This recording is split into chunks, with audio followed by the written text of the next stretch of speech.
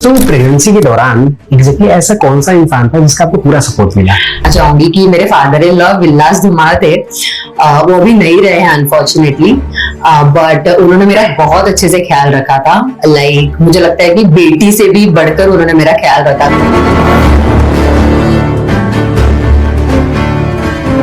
तो अभी अर्नव की कंडीशन किस तरीके की है? बिकॉज उसकी ब्रेन भी इक्वली डेवलपमेंट हो रही है। जो ब्रेन अपने बॉडी को कमांड दे रहा है ना, वो एक्टिवेशन बहुत अच्छे लेवल पे है अभी। तो बिकॉज ग्रोथ होता है और बॉयज का ग्रोथ बहुत फ्रीक्वेंटली होता है।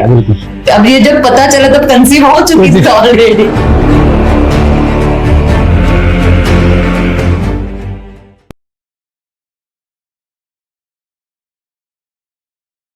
Hello ma'am. Hello, how are you? Good. कैसी रही आपकी जर्नी मुंबई से पुणे तक की? बहुत बढ़िया। Very excited. तो जर्नी एक्चुअली शायद जाने के टाइम समझ में आएगा, अभी तो मैं I was just waiting to reach. Traffic को लेके हुए काफी अच्छा लग रहा है भाई मैम, क्योंकि अभी जो हम स्टोरी आपकी एक तरह की जो भी स्टोरी है वो काफी इंटरेस्टिंग है। हम तो कॉल में सुने ही थे, अभी हम यहाँ पे डिस्कस करने वाले हैं। और जो भी इस पॉडकास्ट में देख रहे होंगे, खासकर की माँ, वो भी ऐसी माँ, किस तरीके की माँ वो पता चलेगा कुछ देर में, तो उनके लिए काफी अच्छा रहेगा। लेकिन इस कन्वर्सेशन को शुरू करने से पहले मैं चाहूंगा कि आप अपने बारे में कुछ बताएं, अपनी जर्नी, अपनी एक तरीके जर्नी नहीं, शॉर्ट बारे में पूरी बताएं, ताकि हमारे व्यूअर्स आपसे कनेक्ट कर सके। श्योर। तो मैं हूँ भाग्यश्री स्वप्निल धुमार। अभी फिलहाल मैं बहुत प्राउडली और खुशी से मेरी आइडेंटिटी ये बताना चाहती हूँ कि मैं आरव अर्नव की मॉम हूँ, और मैं बहुत खुश हूँ इस आइडेंटिटी के साथ। बिकॉज ये मुझे बहुत प्राउड फील कराता है कि बिकॉज मैं बहुत अच्छे बच्चों को अपब्रिंगिंग देने की कोशिश कर रही हूँ अपने बेस्ट तरीके से। अब बिकॉज मेरे बच्चे थोड़े बड़े हो गए हैं, मैंने यूट्यूब चैनल चालू किया है जिसमें मैं एक है मेरा रेसिपी ब्लॉग होता है, बिकॉज मुझे खाना बनाना बहुत पसंद है और मेरे बच्चों को अच्छा खाना पसंद है, तो मुझे अच्छा खाना बना के देना पड़ता है उनको। और एक मेरे जर्नी के बारे में है as a mom of twin boys, और कैसी रही हमारी जर्नी। और ऑल्सो मैं ग्राफिक डिजाइनर हूँ, तो जो भी टाइम मुझे मिलता है बच्चों के काम से, तो मैं वो ग्राफिक डिजाइनिंग भी करती हूँ। मैम, एक माँ के तौर पे आपकी जो प्रेगनेंसी जर्नी की गिस्ट रही है वो अगर आप बताना चाहें तो। जी जरूर। एक्चुअली एक मतलब इमीडिएटली जैसे ही हमारी शादी हो गई थी 2016 में, तो immediately with in 3 months I conceive. और मुझे मतलब ऐसे कोई प्लानिंग नहीं था कि बच्चे चाहिए या नहीं चाहिए, something like that, but then we were like ठीक है, अगर if it is happening it's okay. और फिर देन हम 3 months के सोनोग्राफी में गए, तो फिर डॉक्टर ने बताया कि ट्विंस है। तो तभी तो फिर पैरों तो एक्चुअली जमीन निकल गई थी हमारी, because it is very difficult एक बच्चे को ही पूरा पालन पोषण करना and all. But then family थी, तो इट वॉज लाइक भगवान दे रहे हैं तो फिर व्हाई नॉट। बट वो प्रेगनेंसी की जर्नी काफी डिफिकल्ट थी, बिकॉज मैं सर्वाइकल स्टिचेस पे थी, और after 8 months it was very difficult for me to move, because मैं बहुत पतली थी आइडियली, तो फिर वो बहुत थोड़ा डिफिकल्ट होते गया जर्नी ऑल टुगेदर। बट हाँ, लाइक बिकॉज आप प्रिपेयर्ड रहते हो, आपको पता होता है कि ये सारी चीजें जब आप अपने बच्चे को हाथ में लोगे तो ये सब चीजें मायने नहीं रखती है। तो उसी पॉजिटिव के साथ मैंने भी अपनी जर्नी स्टार्ट किया है, और मैं अभी भी हूँ उस जर्नी में, और मैं कहूंगी कि I made a right decision, और मैं बहुत खुश हूँ इस बात के लिए। बिल्कुल। और हमें पता चला है कि उस टाइम पे जब ये एग्जैक्टली हुआ था, देन आप वर्किंग में थी, आप काम कर रहे थे, तो उस समय आपका जॉब छोड़ना डिफिकल्ट था फिर इजी था? इजी तो नहीं होगा, कितना डिफिकल्ट था आपके लिए? सी आइडियली बिकॉज हर कोई वर्किंग होता है, ये बहुत इंपॉर्टेंट है, नॉट फाइनेंशियली, बट मुझे ऐसा लगता है ना कि जो आपकी विवेक बुद्धि है उसका यूज होना बहुत जरूरी है आपके लाइफ में, है ना। तो प्रोडक्टिव वर्क जो हम बोलते हैं, तो वो मेन मुद्दा था। और बिकॉज मैं खारगर में रहती थी और मैं ऑफिस भांडुप जाती थी, तो मुझे मेरे डॉक्टर ने फर्स्ट मंथ में ही बोल दिया था कि ट्रैवलिंग आप नहीं कर सकते हो, it is very difficult, because twins थे। फिर सर्वाइकल के लिए भी बोला हुआ था कि बिकॉज वो यूट्रस का माउथ बहुत एक्सपांड हो गया था, तो उन्होंने बोला था कि आपको 5 months में सर्वाइकल भी आएंगे, तो इट इज बेटर कि आप ट्रैवल ना करो। तो ये मेरे लिए काफी डिफिकल्ट था, बिकॉज मैं जब ड्यूरिंग प्रेगनेंसी जहां पे मैं काम कर रही थी ना, it was my dream company, as in मैं बहुत बड़े पोजीशन में नहीं थी, मेरे लिए ड्रीम कंपनी था कि मेरे को मंडे टू फ्राइडे काम करना है, मुझे 9 to 5 का जॉब करना है, सैटरडे संडे आराम करना है, नो ऑफिस वर्क। तो वो वैसी मेरी ड्रीम कंपनी थी। मेरे सर बहुत अच्छे थे, बहुत सपोर्टिव थे, तो इट वॉज वेरी डिफिकल्ट कि ये डिसाइड करना है कि आप जॉब छोड़ो कंटिन्यू रखो, बिकॉज ऑफकोर्स प्रेगनेंसी के प्रेगनेंसी डिलीवरी आपको पता नहीं चलता है कि you can not decide, pre plan आप नहीं रख सकते हो, राइट। तो फिर बट मैं जहाँ पे काम करती थी लॉन्जा इंडिया प्राइवेट लिमिटेड, मैं बहुत खुशी से वो नाम लूंगी बिकॉज उन लोगों ने मुझे बोला था कि आप 1 ईयर का सबैटिकल ले लो, we will lock your position, हम टेम्परेरी बेसिस पे किसी को रखेंगे बट आप वापस आना, बिकॉज वी वॉन्ट यू, मतलब मेरे काम को देख के और मेरी डेडिकेशन को देख के, like MD of the company had spoken to me about this. वो भी मैं लास्ट डे जब मैं गई थी मेरे सारे डॉक्यूमेंट्स एंड सब चीजें हैंड ओवर करने के लिए, तो was like think about it, वापस से सोचो, हमें कोई प्रॉब्लम नहीं है this and that, but see I understood कि दिस इज अ कमिटमेंट, मैं कंपनी से करूं या मेरे बच्चे के साथ करूं, तो मुझे ये पता था कि मैं दोनों के साथ मेरा कमिटमेंट पूरा नहीं कर पाऊंगी दैट पॉइंट ऑफ टाइम, तो मैंने डिसाइड किया कि मैं मेरे बच्चों के साथ वो कमिटमेंट पूरा करूंगी एंड मैंने कहा कि मैं नहीं कंटिन्यू कर सकती हूँ, आई एम सॉरी, बट जब भी मैं फिर से जॉब ढूंढूंगी मैं डेफिनेटली यहाँ पे ट्राई करूंगी। तो ये कि यार हम आपको बिना इंटरव्यू के ले लेंगे, हाँ, but then yeah it was difficult, but then तभी 1 वीक गया हमें डिसाइड करने के लिए, बिकॉज डॉक्टर ने बोला था कि सर्वाइकल के बाद तो आप जॉब नहीं कर सकते हो। तो मेरे फादर इन लॉ ने कहा कि अरे I am there, don't worry, तो क्या इतना सोच रही है, हो जाएगा सब कुछ, और बिकॉज ट्विंस थे ना, सिंगल किड भी होता तो फिर वो थोड़ा सोच सकते थे कि मैनेज हो सकता है, but then I was like ठीक है, अभी मतलब ऐसा हो जाता है कि जब छलांग मारने का सोचा ही है तो फिर एंड पीक में आके वापस आप रीथिंक करे, तो देन आई डिसाइडेड कि नहीं, मुझे मेरा फोकस बच्चों पे रखना है और मेरा कमिटमेंट, मतलब एटलीस्ट इनिशियल 2 साल तो मेरे बच्चे ही होंगे आफ्टर डिलीवरी। तो it was not easy, but then I think आपकी क्या प्रायोरिटी है उस पॉइंट पे, आप उसके अकॉर्डिंगली डिसीजन लेना इजी हो जाता है आपके लिए। या ओके, तो प्रेगनेंसी के दौरान एग्जैक्टली ऐसा कौन सा इंसान था जिसका आपको पूरा सपोर्ट मिला?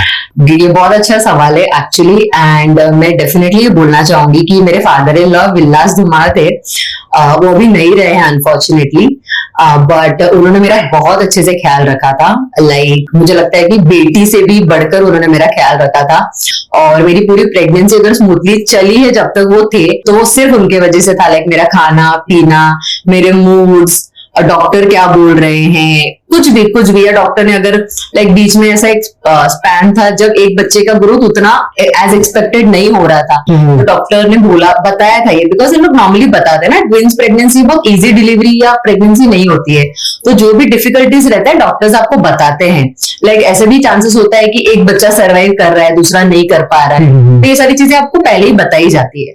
तो डॉक्टर एक मतलब ऑलमोस्ट 2 और 3 मंथ्स थे जहाँ पे एक बच्चे का ग्रोथ उतना सब्सिक्वेंटली नहीं हो रहा है जितना पहले बच्चे का एक दूसरे बच्चे का हो रहा था। तो तो I got worried, because ultimately C 2 हो या 10 हो, बच्चे होते हैं, राइट? तो फिर मेरे फादर इन लॉ ने गूगल करके कि इसको क्या करना चाहिए, फिर तो टेंशन मतलब वो हो जाएगा साइमल्टेनियसली ये वो, तो वो मेरे बहुत ही स्ट्रेंथ थे, मुझे ऐसा लगता है पिलर थे ड्यूरिंग माई प्रेगनेंसी, बिकॉज मेरे हस्बैंड का ट्रैवल का जॉब था, वो hardly 15 days in a month होते थे, तो मेरे बहुत सारे सोनोग्राफी में मेरे फादर इन लॉ आए, मेरे हस्बैंड नहीं आए, तो मेरे डॉक्टर्स मेरे फादर इन लॉ को जानते हैं, मेरे हस्बैंड नहीं जानते। यस, तो या आई वुड से, एंड मुझे पता है कि आज भी उनकी ब्लेसिंग्स मेरे साथ है, इसीलिए मैं जो भी कर पा रही हूँ उनके ब्लेसिंग्स के चलते ही कर पा रही हूँ। तो ही इज नेवर बीन, मतलब उनको मैं कभी भी भूल नहीं सकती हूँ, कभी भी जर्नी जब भी डिस्कस होगा या जब भी बात होगी मेरी प्रेगनेंसी की, he was the main pillar, और उन्हीं के चलते मेरी सारी प्रेगनेंसी है ना रिलैक्स, बोलते ना कि देयर इज अ पर्सन जो मुझे पता है कि मेरा ख्याल रखने के लिए है, तो वो मेरे फादर इन लॉ थे। मुझे लगता है कि आरव के पापा जब ये पॉडकास्ट देखेंगे तो बोलेंगे मुझे डॉक्टर भी नहीं जानते। उनको पता है। मैम, जब अर्नव की कंडीशन डायग्नोज हुई तो उसका प्रोसेस क्या था पूरा? ओके, सी एक्चुअली जैसे क्या होता है ना कि ट्विंस है, ओके, तो उन लोग के माइलस्टोन जो रीच होता है, इन जनरल भी हर बच्चे का माइलस्टोन रीच होने का अलग अलग एज होता है, फैक्टर होता है। तो ट्विंस में नॉर्मली ऐसा होता है कि एक बच्चा अगर कुछ अचीव कर रहा है तो एक बेसिक 10 to 15 डेज का गैप होता है दूसरे बच्चे के वो सेम माइलस्टोन अचीव करने का। तो अर्नव के केस में टर्न होने तक वो सारी चीजें हो रही थी, लाइक 15 दिन पहले अगर आरव टर्न होता है जो उल्टे होते हैं ना बच्चे, बिल्कुल वो तो 15 दिन के बाद अर्नव भी हो रहा था, बट उसके बाद उसके माइलस्टोन स्टॉप हो गए थे। तो और इवन लाइक वो क्रॉलिंग के लिए ट्राई करना वो कुछ भी नहीं था, वो नहीं कर पा नहीं, मतलब वो करता ही नहीं था। और जो क्रिबिंग भी वो करता है ना, वो सरक सरक के थोड़ा सा कर रहा था। और तो हम लोगों को ऐसा लगा कि हम लोग एक बार जो हमारे पीडियाट्रिक थे जिनके पास हम जाते थे, जब से उन लोग बॉर्न में, हम उनके पास गए तो फिर हमने उनको बताया। और हमको ऐसा लग भी रहा था कि वो अपना राइट साइड है ना कंपैरेटिवली रिस्ट्रिक्ट कर रहा है, मतलब यूज नहीं करने दे रहा। मतलब अगर उसने समझो ऐसा कर दिया है तो हमको वो सीधे नहीं करने देता था, वो रोता था। मुट्ठी बंद है तो वो ओपन नहीं करने देता था। एक्चुअली उसका होता ही नहीं था, because it was painful for him. But then वो हम एज अ ले पर्सन ये नहीं पता था, तो हम वो ट्राई करते थे, बिकॉज बहुत पूरा दिन वो ऐसा मुट्ठी बंद करके रखता था। नॉर्मली बच्चे मूवमेंट वगैरह करते हैं, है ना, तो वैसे। तो फिर हम लोग उनके पास गए तो उन्होंने हमको बताया कि देखो 2 ट्विंस है तो कभी कभी डिफरेंस होता है, आप 1 ईयर तक वेट देखते हैं हम लोग क्या डेवलपमेंट है। बिकॉज वो बाकी उसका जो फिजिकल छोड़ के बाकी जो भी था ना, बच्चे गिगल करते हैं, हंसते हैं, आवाजें करते हैं, रेस्पॉन्ड करते हैं, वो सारी चीजें वो कर रहा था। तो डॉक्टर का ये कहना था कि 1 ईयर तक रुको, 1 ईयर तक अगर ये सेम चीज होती है तो फिर हम देखते हैं कि आगे क्या करना है। तो फिर देन बिकॉज इतना नॉलेज नहीं था, और आइडियली हम लोग एकदम एक्सट्रीम तो सोचते नहीं है ना, we have a positive thought कि ठीक है इट इज अ प्रोसेस। और हम लोग इन द प्रोसेस ये भी देख रहे थे कि वो धीरे धीरे चीजें अचीव कर रहा था, तो शायद ये चीजें अचीव करने के लिए उसको थोड़ा टाइम लगेगा। तो 1 ईयर के बाद भी सेम ये था। और आप इसको मदर इंस्टिंक्ट बोलो या कुछ, आई कुड गेस कि there is something that is bothering him too, मतलब he wants to do it but वो कर नहीं पा रहा है। ये जद्दोजहद जो थी ना उसकी, वो मुझे समझ में आ रहा था। तो फिर हम लोग इमीडिएटली 1 ईयर जैसे ही हुआ 9 नवंबर 2017, और मुझे याद है हम लोग 11th या 12th नवंबर को गए पीडियाट्रिक के पास कि अभी भी ये सेम ही है। हम लोग कुछ 8 मंथ्स का वो था तब गए थे। तो फिर अभी मतलब आप सजेस्ट करो कि क्या करना चाहिए, बिकॉज तब तक हमको ये भी नहीं पता था कि पीडियाट्रिक के फिजियोथेरेपिस्ट अलग होते हैं और उसका अलग कुछ न्यूरोलॉजिकल टेस्ट होना चाहिए और समथिंग। तो फिर हम उनके पास गए पीडियाट्रिशियन के पास, और उन्होंने हमको फिर एक पीडियाट्रिक जो फिजियोथेरेपिस्ट है उनको रेकमेंड किया। तो हम जब उनके पास गए तो अब वो था कभी 1 साल का, 1 साल 1 महीना कुछ। अब उस पॉइंट में फिजिकली आप जज कर सकते हो बच्चे को कि वो क्या कर सकता है, मेंटली कुछ इम्पैक्ट है, कॉग्निटिव राइट्स कुछ इम्पैक्ट है, या ऑक्यूपेशनल लाइक रेस्पॉन्स में कुछ इम्पैक्ट है। वो 1 साल के बच्चे का नहीं समझ में आता, उसके लिए आपको रुकना है 3 साल, ठीक है, बिकॉज आपका एक्चुअल ब्रेन 3 साल में बच्चे का डेवलप हो जाता है। तो डॉक्टर ने हमको बताया कि देखो अभी ये कौन सा क्लास का है ना, ये हम आपको नहीं बता सकते। अब उसकी फिजिकल चैलेंजेस को देख के हम उसकी फिजियोथेरेपी स्टार्ट कर सकते हैं, पर उसका एग्जैक्ट कंडीशन क्या है हम आपको नहीं बता सकते। तो हमको वहां पे उन्होंने फॉर द इंफॉर्मेशन क्लास 1 से क्लास 10 तक का बताया कंडीशन क्या हो सकता है करके। तो मे बी मॉम और समथिंग, मुझे वो जो क्लास 10 का उन्होंने बताया था ना, मुझे सिर्फ वही दिमाग में था, और बाकी स्टार्टिंग का 9 तो शायद मैंने सुना भी, मतलब ऐसा था कि मैंने सुना भी नहीं है। तो it was very difficult for any mom I guess to understand कि ये चीज भी नेचुरली होने वाली चीज है। तो इट वॉज वेरी डिफिकल्ट जब पहली बार डॉक्टर ने बताया कि इट इज सेरेब्रल पाल्सी, उसका left side of brain impact है जिसकी वजह से उसका राइट साइड अफेक्ट हुआ है, जिसके चलते फिजिकलिटी भी इम्पैक्ट हो सकती है। लाइक पहले 2 साल तो पता भी नहीं था वो चल सकता है कि नहीं, चल पाएगा या नहीं, बैठ पाएगा या नहीं, बस वो बोलते हैं अंधेरे में चल रहे थे हम, because that is the process. क्योंकि उसका टाइटनेस कितना कम होगा, कितना ज्यादा होगा नहीं पता था। फिजियोथेरेपी हम कितना अच्छे से कर पाएंगे वो भी नहीं पता था, बिकॉज इसमें ना बहुत पेन इनिशियल, मुझे लगता है ऑलमोस्ट 2 साल बहुत पेन, पूरा एक्सरसाइज जो 1.5 घंटे का होता था बहुत पेनफुल होता था। तो इट वॉज रियली डिफिकल्ट। तो मुझे वो थेरेपिस्ट ने कहा था कि पेरेंट्स ही गिव अप कर देते हैं कि हम अपने बच्चों को इतने पेन में नहीं देख सकते। तो दैट इज वाई हम नहीं बोल सकते कि डेवलपमेंट कितना इम्पैक्टफुल रहेगा। तो बट आपको फिजियोथेरेपी चालू करना, मतलब स्टार्ट करना होगा इनिशियल लेवल पे, जो बोलते हैं ना कि बेसिक मेडिकेशन आप बोल सकते हो कि फिजियोथेरेपी आप स्टार्ट करो जिसपे हम उसके टाइटनेस को थोड़ा कम करने पे ट्राई करेंगे। तो वैसे वो स्टार्ट हो, बट मुझे याद है कि उस रात को मैं शायद सोई भी नहीं थी, बिकॉज मुझे ऑलरेडी ये बर्डन था कि दोनों बच्चों को बड़ा करना है विथ अनबायस बिहेवियर, कहीं इस पे ध्यान कम ना हो जाए, ये नहीं होना है। प्लस इसमें अगर ये एक्स्ट्रा रिस्पॉन्सिबिलिटी आ जाती है तो कितना फ्रूटफुली मैं ये कर पाऊंगी। लाइक सेल्फ डाउट वाली वो चीज थी कि आई डोंट नो मैं कितना फेयर रहूंगी दोनों बच्चों के लिए, ये सिर्फ अर्णव की बात नहीं थी ना, I have to be fair with Aarav also, तो वो काफी डिफिकल्ट था। और बट ठीक है। तो जब कंडीशन के बारे में पता चली तो आपकी उसमें आपको सबसे बड़ा डर क्या लग रहा था? जैसे मैंने आपको बताया ना कि सी बिकॉज हमको कुछ पता नहीं होता है, और ये होता है कि जो डॉक्टर्स बोल रहे हैं आपको वो फॉलो करना है। करेक्ट। उसमें डॉक्टर्स ने बोला था कि मेंटली जो कंडीशन है उसके ब्रेन डेवलपमेंट्स का 2 साल में नहीं पता चलेगा। ओके, तो आप वो छोड़ दो, अभी आपके वो कंट्रोल में नहीं है, आप छोड़ दो।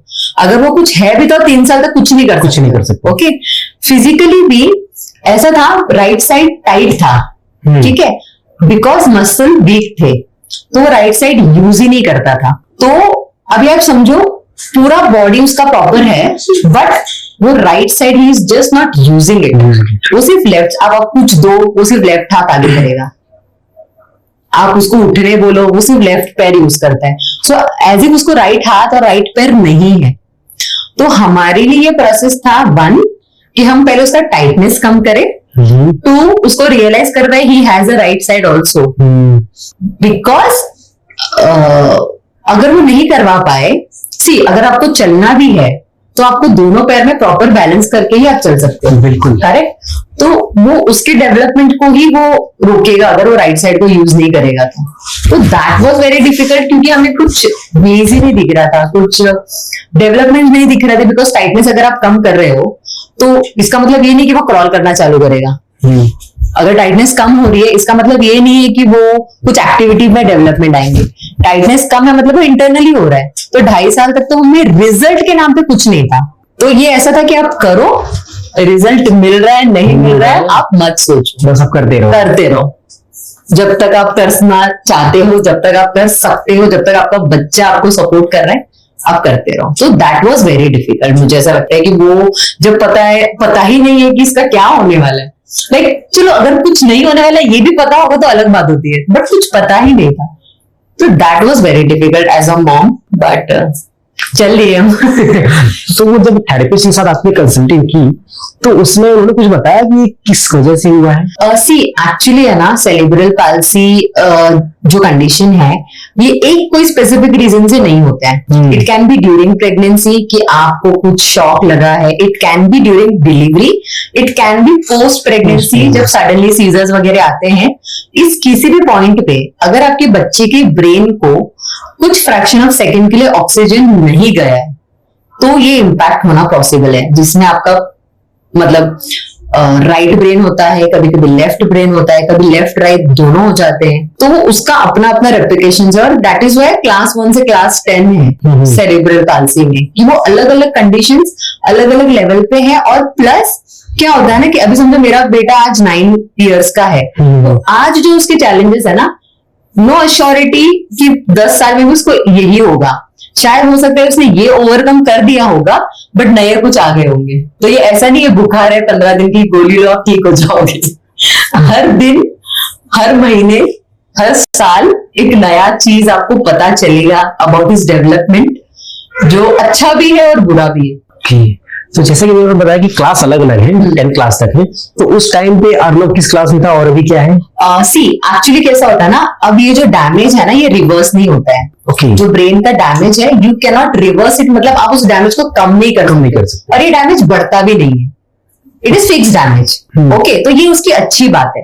बट ये फिक्स डैमेज का जो इम्पैक्ट है ना वो मल्टीपल हो सकते हैं, जो धीरे धीरे पता चलता है। तो लकीली आई वुड से कि अर्णव वाज क्लास 1 बिकॉज उसका रेस्पॉन्स देना, उसका गिगल करना, उसका रिएक्ट करना, फिर धीरे धीरे जब उसने बात करना चालू किया उसका बात करना, वर्ड्स पकड़ना, तो ये सारी चीजें बहुत बेटर वे में थी। तो लेफ्ट ब्रेन का भी वो पार्ट से उसका इम्पैक्ट हुआ है ना, जहां पे he have to do calculations, जहां पे he have to do analytical thinking. अगर उसको कुछ ऐसा क्वेश्चन लाइक मैथ कैलकुलेशंस दे दिया हमने कुछ बहुत tricky, so it would be very difficult for him to even try to resolve it. Resolve करना तो बहुत दूर की बात है, even trying to resolve it, कि हम सोचते हैं ना इफ्स क्या होगा, बट्स क्या होगा, because his brain is not supporting, उसका वो क्वोशंट ही डैमेज हो चुका है, लर्निंग डिसेबिलिटी तरीके से। करेक्ट। तो वो एक चीज है। प्लस बिकॉज उसका left side of brain impact हुआ है तो उसका राइट साइड ऑफ बॉडी जो मोटर स्किल्स होते हैं that is impacted. So might be right foot, और बॉडी में हमको लगता है हाथ पैर ऐसा भी होता है, फिंगर्स, पाम, ब्रेस्ट, एल्बो, ये शोल्डर, नी, हिप, थाइज, फुट, फिंगर्स, सब कुछ. ये मुझे भी इस जर्नी में पता चला. मेरे लिए भी पहले हाथ और पैर ही थे, बट ये पार्ट्स तो मुझे बाद में यही जर्नी में मालूम पड़ा है. तो अर्नब की केस को देखते हुए मेरे से सेरेब्रल पाल्सी क्या होती है, थोड़ा आसान भाषा में समझा पाएंगे क्या? सी, मैं ये बोलूंगी ना, या मैं जब एक फनी वे में बोलना चाहूंगी, बिकॉज हर चीज को बहुत सीरियसली नहीं ले सकते लाइफ में. ऑफकोर्स उसकी थेरेपी के अलावा, बट सिचुएशंस को न लेते हुए एक केमिकल लोचा हुआ है उसके ब्रेन में, जिसके चलते थोड़ा वायरिंग ऊपर नीचे हो गया है, और हमको उस पे काम करना है, जिससे वो शायद परफेक्ट नहीं हो सकता है, बट टू द बेस्ट वो जितना कर सकता है वो हो सकता है. तो हम उसकी तरफ चल रहे हैं. तो ये सिंपल बेसिक लैंग्वेज है, बहुत टेक्निकल मुझे भी पता नहीं है, मुझे आती भी नहीं है बहुत सारी चीजें. आई गेस उसको बहुत, अर्नो को बहुत सारे टेक्निकल वर्ड्स पता है about exercise, about the equipments, but ये बहुत बेसिक चीज है कि there is some wiring difficulty जो उसके ब्रेन में हुआ है, जिसकी वजह से उसके इंटरनल, बिकॉज आइडियली ब्रेन ही आपको ऑपरेट कर रहा है ना, तो वो जो डैमेज हुआ है उसका वो रेप्लिकेशन है, द कॉन्सिक्वेंसेस है. बट टचवुड बुक तो समझ में आता है, जो नहीं समझ में आता है बच्चों को. हाँ, initially he had गल्पिंग issues, like थोड़ा भी अगर बड़ा आप निवाला दे रहे हो तो मुझे लगता है स्टार्टिंग के ऑलमोस्ट 3 साल तक वो काफी वॉमिटिंग करता था, because chewing, gulping was difficult for him. But मैंने सिखाया उसको चीविंग, मतलब there was a movement exercise, 1 घंटा दिन में बैठ के कि ऐसे ऐसे करना है, मुंह में पानी रख के वो गार्गल करना, एंड वो सारी चीजें. तो वो उससे जितना डिफिकल्ट चीजें हो सकती थी वो बेटर हो गई है अभी. And it is a journey, मतलब कोई एंड नहीं है इसका, बिकॉज उसको लाइफ लॉन्ग एक्सरसाइज करना ही है. बिकॉज भले ही इसका डैमेज बढ़ नहीं रहा है ना, उसके रेप्लिकेशंस वेरी हो सकते हैं, तो उसके लिए तुम्हारी बॉडी रेडी होनी चाहिए. तो हम उसकी बॉडी को रेडी करना बहुत जरूरी है. तो क्या इस सेरेब्रल पाल्सी को हम ऑपरेशन के थ्रू ठीक नहीं कर सकते? सी, फिजियोथेरेपी बेसिक चीजें हैं, और जैसे मैंने बताया कि कंडीशंस अलग अलग होते हैं, ठीक है. सो देयर आर स्टिमुलेशंस जहां पे आप बॉडी को वाइब्रेट करते हो अपने सेल्स को या मसल्स को एक्टिवेट करने के लिए, but that depends upon case to case basis. फिर होता है बोटॉक्स, जिसमें आप मसल्स को इंजेक्ट करते हो, जो नॉर्मल फिलर्स वगैरह जो फेस पे करते हैं ना, वैसे ही same. But that is also case to case basis की कितना जरूरत है. बिकॉज आइडियली आप ये स्टिमुलेशन बोलो, बोटॉक्स बोलो, और फिर आती है surgery. Okay, that is the last stage, जहां पे दे जो मसल ग्रो नहीं हो रहा है ना, उसको लोग ग्रो करके फिक्स कर देते हैं. ओके, बट ये भी सब केस टू केस बेसिस है. बट मोर देन दैट है ना, ये किसी और चीज पे डिपेंडेंसी है. बिकॉज बोटॉक्स आपको हर 6 महीने करवाना पड़ेगा, स्टिमुलेशन आपको जिंदगी भर करना पड़ेगा, सर्जरी आप करवा रहे हो एक बार, वो शायद हो सकता है 3 साल तक, 20 ईयर्स के बाद अगर आप करवा रहे हो तो इतना आपका हाइट बढ़ता नहीं. बट आपकी मसल, आपकी बॉडी स्ट्रेंथ तो लेनी चाहिए. तो अगर आप अपनी बॉडी को प्रिपेयर करो ये सब चीजों के लिए, ये सब चीजों की जरूरत ही नहीं है. तो हम अगर उसकी मसल की स्ट्रेंथ पे इतने कोर तक काम करें कि उसको इन सपोर्टर्स की जरूरत ही ना पड़े, और अगर पड़े तो भी he should not be dependent on all those things, कि वो नहीं भी है तो भी उसका काम चल रहा है. So right now we are working on that. हो सकता है कि उसको स्टिमुलेशन लगे, बिकॉज उसको लगे थे 3-4 इयर्स का जब वो था. हो सकता है कि उसको बोटॉक्स इंजेक्शंस भी लग सकते हैं, हो सकता है कि उसको सर्जरी भी करवाना पड़े. वर्स्ट कम वर्स्ट हो सकता है कि शायद कुछ काम ना करे और उसको व्हील चेयर में उसकी जिंदगी हो. बट मेरा फोकस है to make him accept himself, because मैंने उसको पता है कि दुनिया में हर कोई तुमको एक्सेप्ट नहीं करेगा. You do it for yourself, you accept yourself. It is just that उसका चैलेंज विजिबल है ना, मुझे, आपको, या जो भी फिजिकली एबल्ड इंसान है, अपना अपना चैलेंज है ही ना. बिल्कुल. तो दैट इज द थिंग. सो मेरे लिए वो ज्यादा इंपॉर्टेंट है देन ही वॉकिंग और रनिंग, फ्रैंकली स्पीकिंग. तो उस टाइम पे एक माँ के तौर पे आपका सबसे बड़ा कंसर्न क्या था? कैसे होता है ना कि ये सारी चीजों में आपको ये पता होना बहुत जरूरी है कि आप क्या करवा रहे हो बच्चे के डेवलपमेंट के लिए. भले टेक्निकली आपको नहीं पता होगी, ठीक है, बट इंफॉर्मेशन वाइज तो स्टार्टिंग के ना 2 साल मुझे लगता है कंसर्न मेरा यही था कि मुझे जितना इंफॉर्मेशन चाहिए अबाउट दिस और हिज कंडीशन, उतना मेरे पास होना चाहिए. तो I don't know about other parents, but इसकी कोई भी एक्सरसाइज चेंज होती थी ना, तो I used to question my physiotherapist कि व्हाई, क्यों कर रहे हो आप ये, या मतलब ऑफकोर्स मैं एक्सपर्ट तो नहीं हूं, बट देयर वर सिचुएशन जहां मैंने उनको बोला है कि आई थिंक ये इसके लिए काम नहीं करेगा। वो ऑफकोर्स विद एक्सपीरियंस आया है, but then I had to have that guts to decide for my kid. Because बहुत लोग आते हैं कि आप आयुर्वेदा करो, आप ये करो, आप वो करो, आप ये ट्राई करो, आप वो ट्राई करो, बट जब इस सिचुएशन में डिसीजन मेकिंग आपके हाथ में रहता है ना, तो वो हर बार ऐसे रहता है कि एक तरफ खाइए एक तरफ हुआ है, आप डिसाइड करो आपको कहाँ जाना। तो मेन कंसर्न मेरा वो था कि मैं खाई पे गिरूं या कुएं में गिरूं, उठ के बाहर आ जाऊं। ओके, तो मेन वही था।